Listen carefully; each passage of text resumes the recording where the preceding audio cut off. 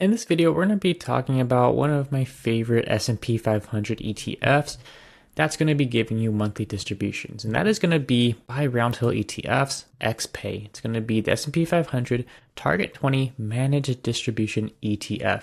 Now, this is a pretty solid ETF. It's going to be targeting an annualized yield of 20%. Now, of course, that doesn't mean a total return. It is going to distribute every single month a target of 20%, and it is going to follow closely the price of the S&P 500 index. So I'm a huge fan of this ETF because it's a very reasonable distribution rate. Currently, it's at about 20.83%, but it's also on the S&P 500 index. So you're getting the top 500 US companies in the United States. So you're going to be investing in some pretty solid companies, and you're not getting into those single stock ETFs where there is a ton of risk. Now, if we go into why XPAY on their website, we can see, of course, monthly distributions, 20% annualized. Of course, that's not guaranteed. It's going to try its best, but it's also going to be tax efficient. It's going to seek to target 100% return of capital distributions. Now, this is very key because this is not a covered call ETF. It's directly distributing the monthly distributions from the NAV, so you are getting your money back. And this is going to be an ETF where it's really going to decide between an income fund and a growth fund. This is going to be for people who want the income now. They don't want to deal with selling the S&P 500 index every single month to get the distributions. This is all going to do it for you. So this is as true as it gets. And of course, you're going to get total return potential. The secondary investment objective is to provide exposure to the return of the index composed of US listed large cap equity securities, or the S&P 500. And one thing about this ETF is, even though it's an actively managed ETF, you're going to be having a relatively low expense ratio of 0.49%. So you're not losing that much in terms of fees, but it also does have $69 million assets under management. And this ETF has been out for a little over a year now. So there is some track history, and we will go over the total returns later in this video. And one thing we also want to note is they're not going to be holding directly the S&P 500 index. What they are doing is it's going to be a fully synthetic position, which means they're buying deep in the money call options to mimic the exposure to the S&P 500. In this case, it's going to be on SPY. And if we head over to the distribution history, we can see the distributions have been quite consistent. We can see from all the way from inception, it really has been paying 97 cents for the first 2 months, and then from there on it's been 95 cents per share all the way up until today. So it is very consistent, and this is going to be quite reliable, especially for people who are looking to retire off an S&P 500 fund. Maybe they were holding SPY. In this case, you don't have to continuously sell your shares of the S&P 500 to get that income. This fund is going to distribute that for you from its NAV directly. And if we take a look at the share price for XPAY, even though it does have the quote-unquote NAV erosion because it is returning your money back to you, it's only down 5.60% since inception, October 2024. Year to date, it's down a little under 4%, so that's not bad at all. We can see it does move with the S&P 500 index, and if we actually go to SPY and see the price history of the S&P 500 in the year to date, it is up 16.64%. So that is something to keep in mind. SPY is going to be your growth-oriented ETF. XPAY is going to be income-focused. Now, you might be thinking that the S&P 500 index is better than this ETF because this is negative and SPY is up 16.5%. But let's actually take a look at the total returns. We can actually see year to date, XPAY is up 16.94% and SPY is up 17.67%. So this is a very comparable total return. They're very close. And even though XPAY is down 4% year to date, we are up positive almost 17%. This is all with the dividends reinvested. Now, of course, a lot of people are going to use those distributions to pay off bills, maybe withdraw it and use those funds for expenses, and actually live off of that income. So your total return may be a little bit lower, but it won't be by too much because we're only getting a 20% annualized yield. And if you take a look since inception, SPY is up 21% and XPAY is up 20%. So it's about a 1% difference since October 31st of 2024 all the way until now, December 2025. So this is a very good ETF. And if we take a look at their fund page, it's going to be tax efficient because it's going to be 100% return of capital distributions, meaning you are going to delay those tax bills. When you receive those distributions from XPAY, it's going to be taken directly from the NAV. It's going to be classified as return of capital. You're not going to be paying taxes on these immediately, but when you are going to have to pay taxes is when your cost basis, because return of capital, it does lower your cost basis from the shares of XPAY ETF. But once that hits zero, then you will start paying taxes on those additional distributions. And another way you're going to be paying taxes on this ETF is if the ETF, say your new cost basis is about $10 per share, then you decide to sell the ETF entirely when the ETF is currently at $55 per share.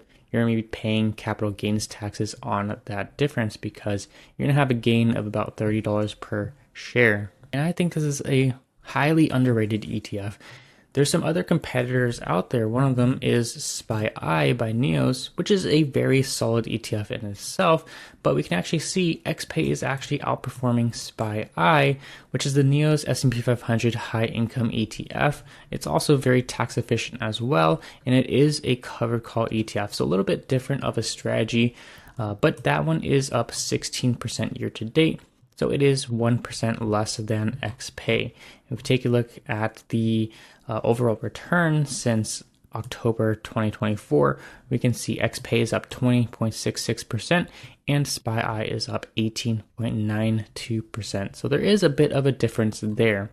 And like any ETF, this one is no exception to downside risk. We can see during the April crash, it did go all the way from about $60 per share all the way down to $46 per share. So that is a significant decline, and that is something to take into account, that if you are bearish on the market, then this is not going to help protect you because it does track the S&P 500 index.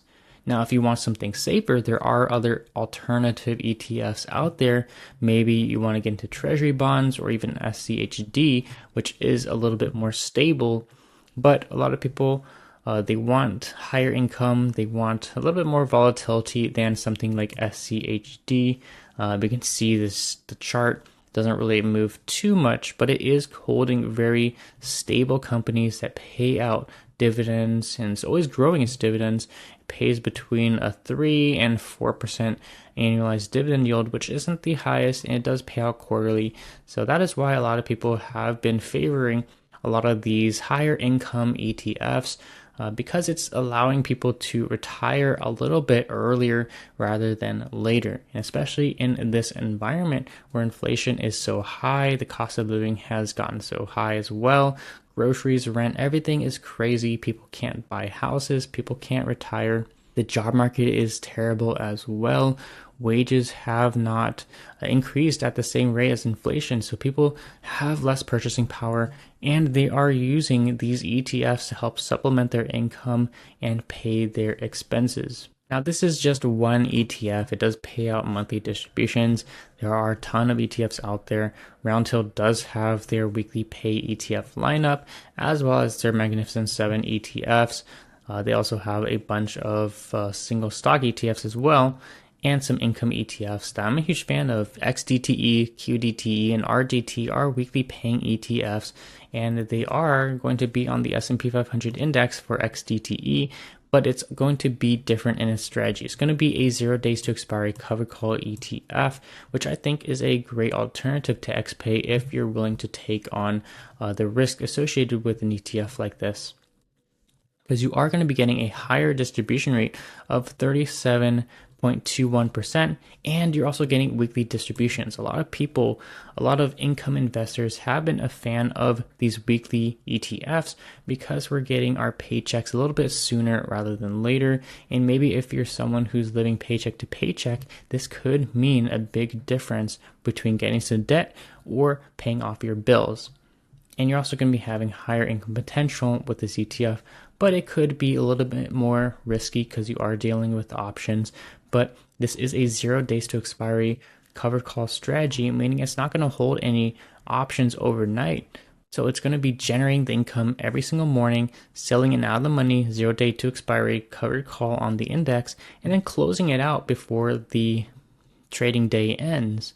So that is a lot of active work. It's a little bit complex for a lot of people who are not familiar with options, but it is also going to have a higher distribution rate as well as a higher expense ratio. It's going to be almost 1%. It's going to be 0.97% as the gross fund expense ratio per year. So it could have some decay there, as a big chunk of the return is going to go to the expense ratio and the fund managers. Now, if we want to throw in XDTE into the mix, we can actually see it does underperform XPAY. So it's up 13% year to date, which is quite low compared to XPAY. And then it is up 15, almost 16% since October of 2024. So it is about 4-5% less return than XPAY. And that is something to keep in mind.